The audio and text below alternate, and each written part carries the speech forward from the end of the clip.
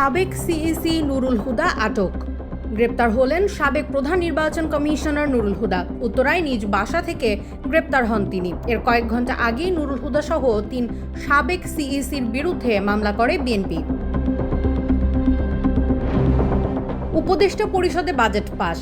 উপদেষ্টা পরিষদে পাশ হলো 2025-26 অর্থ বছরের বাজেট। প্রধান উপদেষ্টার সভাপতিত্বে 7,90,000 কোটি টাকার বাজেট চূড়ান্ত করা হয়। এবার কালো টাকা সাদা করার কোনো সুযোগ থাকছে না। 1 জুলাই থেকে বাজেট কার্যকর হবে।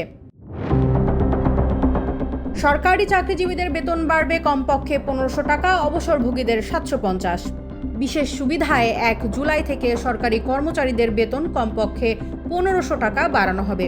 অবসরভোগীদের বাড়বে 750 টাকা। অর্থ উপদেষ্টা জানান, মহার্ঘ ভাতার বদলে এই বিশেষ সুবিধা পাবেন সরকারি চাকরিজীবীরা।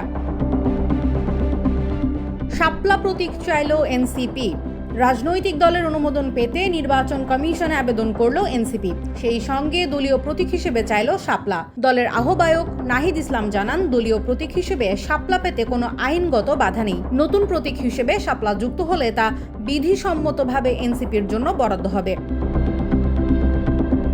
একদিনে করোনায় 5 প্রাণহানি, শনাক্ত 36।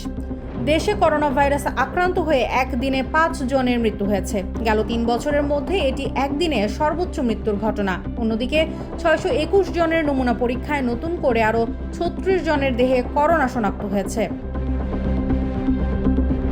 ইরানে যুক্তরাষ্ট্রের অপারেশন মিডনাইট হ্যামার। ইরানের 3 গুরুত্বপূর্ণ পারমাণবিক শক্তি কেন্দ্রে যুক্তরাষ্ট্রের হামলার নাম অপারেশন মিডনাইট হ্যামার। সংবাদ সম্মেলনে অভিযানের বিস্তারিত তুলে ধরে পেন্টাগন। জানায়, 18 ঘন্টা টানা বিমান চালিয়ে পরিকল্পিত হামলা করেছে যুক্তরাষ্ট্র। ট্রাম্পকে খামেনির হুঁশিয়ারি, পুতিনের নিন্দা।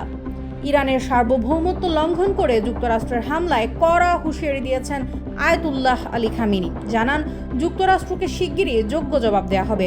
এ হামলায় তৃতীয় বিশ্বযুদ্ধের আশঙ্কা জানিয়ে ট্রাম্প প্রশাসনের বিরুদ্ধে তীব্র নিন্দা জানিয়েছেন রুশ প্রেসিডেন্ট ভ্লাদিমির পুতিন।